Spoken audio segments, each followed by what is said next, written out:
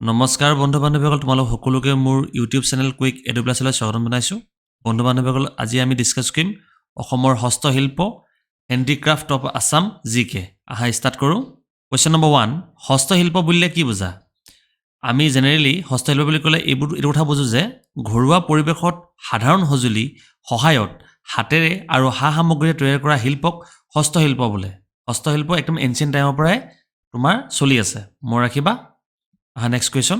Question number 2. বাহেৰে নিৰ্মিত ৰাজ্যখনৰ গৌৰৱময় প্ৰতীকটো কি? হেয়া হৈছে জাপি।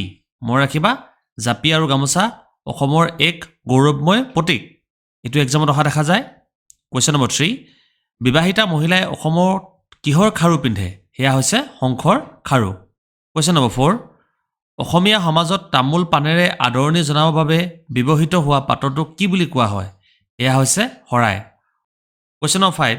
গুৱাহাটী আমবাৰীস্থিত খনন কেন্দ্ৰটো কিহৰ বাবে প্ৰসিদ্ধ এয়া হৈছে মৎস্য শিল্পৰ বাবে মন ৰাখিবা কোৱেশ্চন নম্বৰ 6 অসমৰ গৌৰৱময় সূতাবিধৰ নাম কি হেয়া হৈছে মুগা মুগা আৰু এৰিয়ে হৈছে অসমৰ গৌৰৱময় সূতা বিধৰে তোমাৰ তৈয়াৰ কৰি বিভিন্ন ধৰণৰ কাপোৰ আৰু পোছাক বিহু সংক্ৰান্তিত পিন্ধা দেখা যায় তোমালোকে যদি ভিডিও চাই ভাল পাইছা তেন্তে লাইক সাবস্ক্ৰাইব আৰু চেনেলটো ফলো কৰিবলৈ নাপাহৰিবা বন্ধু বান্ধৱীসকলৰ মাজত ভিডিওটো শ্বেয়াৰ কৰি দিবা Next question. Question number 7.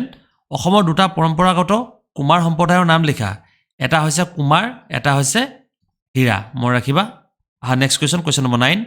অসমৰ শুৱালকুছিত কিহৰ বাবে বিখ্যাত হেয়া কেৱল দুটা কথা কাৰণে বিখ্যাত এটা হৈছে পাট মুগাৰ বস্ত্ৰ আৰু শিল্পৰ বাবে বিখ্যাত Question number 10. কাঠৰ সুন্দৰ খুদন কাৰ্য কৰা শিল্পীসকলক কি বুলি কোৱা হয় হেয়া হৈছে খনিকৰ খনিকৰে বিভিন্ন ধৰণৰ তোমাৰ মূৰ্তি পুতলা পৰা আৰম্ভ কৰি বিভিন্ন ধৰণৰ কাঠত তোমাৰ সুন্দৰ খুদন কাৰ্য সম্পাদন কৰি কিছুমান ৰূপ দিবলৈ চেষ্টা কৰে নেক্সট কোৱেশ্চন কোৱেশ্চন নম্বৰ 11 অসমত কিমান প্ৰজাতিৰ বাঁহ পোৱা যায় ইয়াৰ কাৰেক্ট আনসাৰ হৈছে অসমত মুঠ 51 প্ৰজাতিৰ বাঁহ পোৱা যায় নেক্সট কোৱেশ্চন কোৱেশ্চন নম্বৰ 12 অসমৰ হৰ্থেবাৰী কিহৰ বাবে প্ৰসিদ্ধ অসমৰ হৰ্থেবাৰী কাঁহ পিতলৰ সামগ্ৰীৰ বাবে প্ৰসিদ্ধ কোৱেশ্চন নম্বৰ 13 অসমৰ হিপিনীয়ে তাঁতশালত সপোন ৰচে এই কথাষাৰ কোনে কৈছিল এই কথাষাৰ মহামানৱ মহাত্মা গান্ধীয়ে কৈছিল মন ৰাখিবা এটো এক্সামত প্ৰায় আহি থকা দেখা যায় কোৱেশ্চন নম্বৰ 14 অসমীয়া মহিলাৰ গৌৰৱময় পোছাক